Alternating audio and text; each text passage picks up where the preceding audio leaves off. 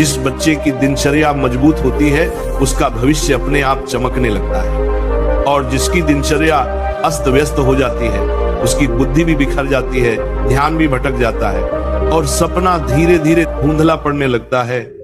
इसलिए यदि तुम सच में चाहते हो कि पढ़ाई जीवन में चमके, याददाश्त तेज हो, फोकस बने और तुम अपने माता पिता का नाम रोशन करो, तो तुम्हें सबसे पहले अपनी दैनिक जीवन शैली को सही करना होगा, क्योंकि दिनचर्या ही वह चक्र है जो इंसान को या तो राजा बना देती है या साधारण बना देती है। सुबह का समय हर स्टूडेंट का सोना होता है। जो छात्र सूर्योदय से पहले उठ जाता है उसकी बुद्धि का द्वार खुलता है। ऐसा नहीं कि ये सिर्फ कहने की बातें हैं, ये सच है। सुबह का वातावरण शांत होता है, दिमाग बिल्कुल फ्रेश रहता है और आंखों के सामने कोई शोर, कोई दबाव, कोई परेशानी नहीं होती। जब तुम उस समय पढ़ते हो तो दिमाग एक एक शब्द को पकड़ता जाता है और स्मरण शक्ति बहुत तेजी से काम करती है। तुम खुद देखना, सुबह उठकर पढ़ने से जो याद होगा वह दिन भर पढ़ने पर भी उतना याद नहीं रहेगा। इसीलिए कहा जाता है स्टूडेंट के लिए सुबह का समय ज्ञान का ब्रह्म मुहूर्त है, लेकिन केवल सुबह उठ जाना ही काफी नहीं है। दिन की शुरुआत कैसी होती है यही पूरा दिन तय करती है। जागने के बाद यदि तुम मोबाइल पकड़ लेते हो तभी तुम्हारी ऊर्जा गिर जाती है। इसलिए उठते ही चेहरे पर थोड़ा पानी मारो, 2-3 मिनट गहरी सांस लो, अपने मन को शांत करो और अपने आप से कहो, आज का दिन मेरे भविष्य को बनाने के लिए है। देखना, इस एक वाक्य का असर तुम्हारे पूरे दिन पर पड़ेगा। फिर पढ़ाई पर बैठो।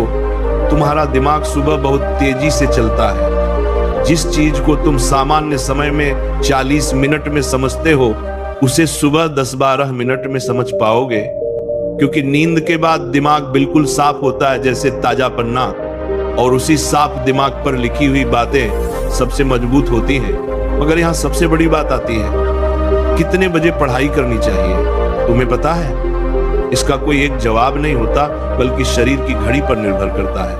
पर सामान्यतः सबसे श्रेष्ठ समय वही होता है जब संपूर्ण वातावरण शांत हो, यानी सुबह 4:30 से 7 बजे तक का समय।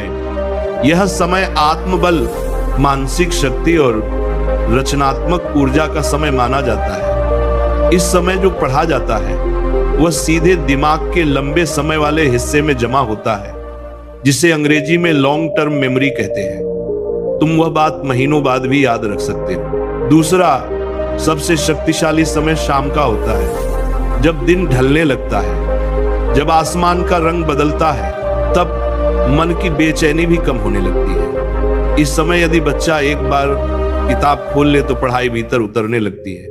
शाम 6 से 8 बजे का समय भी पढ़ाई के लिए बहुत अच्छा माना जाता है, क्योंकि उस समय दिमाग दिन की भागदौड़ से थोड़ा हल्का हो जाता है। लेकिन ध्यान रखना कि इस समय मोबाइल, शोर शराबा, टीवी, गेम्स, ये सब से पूरी दूरी रखनी होगी, क्योंकि शाम को मन बहुत जल्दी भटकता है। लेकिन पढ़ाई का मतलब सिर्फ किताबें खोलना नहीं है। पढ़ाई का मतलब है मन को किताब में लगाना। मन लगेगा तभी जब शरीर थका हुआ ना हो और मन में चिंता ना हो। इसीलिए हर स्टूडेंट के लिए जरूरी है कि वह एक सादा, शांत और व्यवस्थित दिनचर्या बनाए। खाने का समय तय रखो, सोने का समय तय रखो और उठने का समय तय रखो। शरीर मशीन की तरह है, जब उसे एक निश्चित समय मिलता है तो वह अपने आप चुस्त रहता है। लेकिन यदि तुम कभी 2 बजे सो जाओ, कभी 4 बजे, कभी सुबह उठो, कभी दोपहर, तो शरीर को पता ही नहीं चलेगा कब मेहनत करनी है और कब आराम। और ऐसा स्टूडेंट कभी भी अपनी पूरी क्षमता का उपयोग नहीं कर पाता।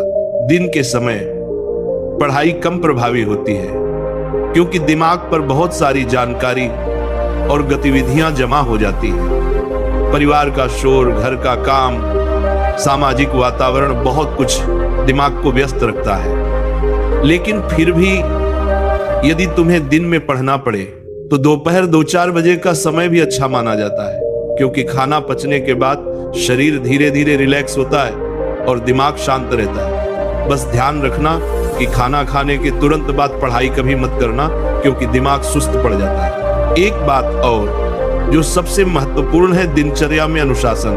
तुम कितने भी टाइम पर पढ़ लो, कितने भी घंटे पढ़ लो, लेकिन यदि तुम्हारे अंदर अनुशासन नहीं है तो तुम्हारी पढ़ाई कभी स्थायी नहीं होती। एक दिन पढ़ना और 4 दिन ब्रेक देना, ये एक स्टूडेंट का सबसे बड़ा दुश्मन है। पढ़ाई रोज होनी चाहिए, थोड़ी हो लेकिन रोज हो। रोज का अभ्यास दिमाग में निरंतरता पैदा करता है। दिमाग वही याद रखता है जिसे वह बार बार देखता है। यही तरीका टॉपर अपनाते हैं। वे बहुत तेज नहीं होते, वे बहुत लगातार होते हैं। दिनचर्या में व्यायाम का एक छोटा सा हिस्सा होना जरूरी है, क्योंकि जब तुम चलोगे, दौड़ोगे या 10-15 मिनट भी योग करोगे तो दिमाग में खून का बहाव बढ़ेगा, जिससे स्मरण शक्ति कई गुना बढ़ती है।